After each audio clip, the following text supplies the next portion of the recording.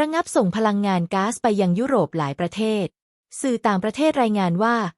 การสร้างท่อส่งน้ำมันและก๊าซระหว่างรัสเซียและจีนเสร็จสมบูรณ์แล้วเข้าสู่ขั้นตอนสุดท้ายในการทดสอบระบบการเดินท่อในเส้นทางตะวันออกระยะทาง 5,111 กิโลเมตรเมื่อผ่านขั้นตอนนี้แล้วรัสเซียจะส่งออกก๊าซราคาถูกจำนวน 38,000 ล้านลูกบาศก์เมตรต่อปีขายให้กับจีนในเวลาใกล้เคียงกันบริษัทก๊าซพร้อมรัฐวิสาหกิจของรัสเซียประกาศระงับการจัดส่งก๊าซไปให้บริษัทพลังงาน OMV ของออสเตรียพร้อมกันนี้ได้ประกาศหยุดส่งก๊าซให้สโลวาเกียยูเครนตะวันตกและสาธารณรัฐเช็กไปพร้อมกันด้วยย้อนไปปี 2503 ออสเตรียเป็นชาติกลุ่มแรกๆในยุโรป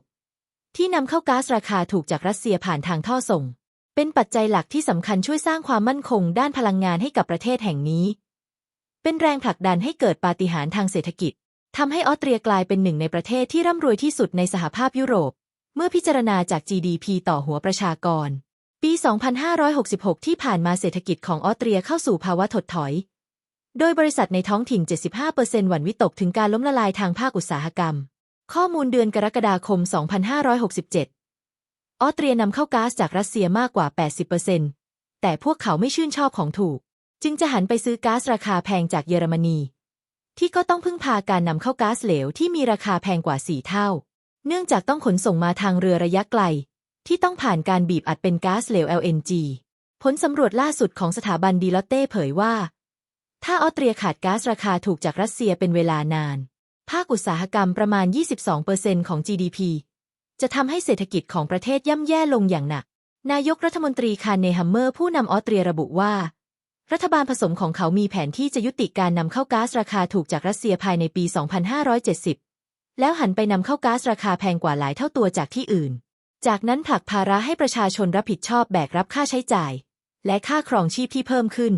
ต่อมากันยายน 2567 พรรคร่วมรัฐบาลต้องพ่ายแพ้เลือกตั้งอย่างย่อยยับแก่พรรคฝ่ายค้านอนุรักษ์นิยมที่มีนโยบายใช้ก๊าซราคาถูกของรัสเซียไม่ให้ชาวออสเตรียเดือดร้อนจากค่าพลังงานทำให้ได้รับคะแนนเสียงเพิ่มขึ้นเป็น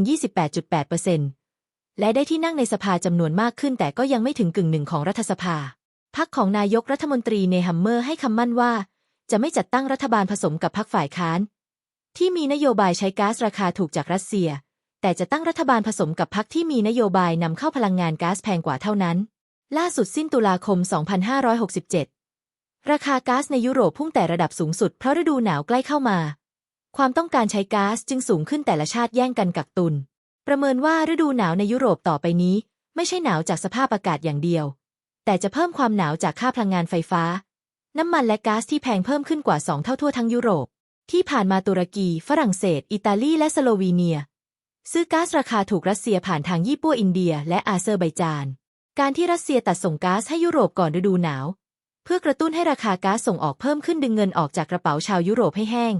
แต่ไม่ได้ขึ้นราคาส่งออกก๊าซให้ญี่ปุ่นจีนหรืออินเดียพันธมิตรกลุ่มบริกรัสเซียมีทางเลือกส่งออกพลังงานมากมายอยู่ได้สบายๆโดยไม่ต้องร่วมมือกับสหภาพยุโรปแต่ขณะเดียวกันสหภาพยุโรปจะไม่สามารถอยู่รอดได้หากไม่ร่วมมือกับรัสเซียอย่างไรเสียยุโรปก็ไม่มีทางเลือกอื่นนอกจากขนทรัพย์สินเงินทองมาให้กลุ่มบริกรวยขึ้นนั่นเองโปรดกดไลค์กดแชร์พร้อมกดปุ่มติดตามไว้แจ้งเตือนตอนต่อไป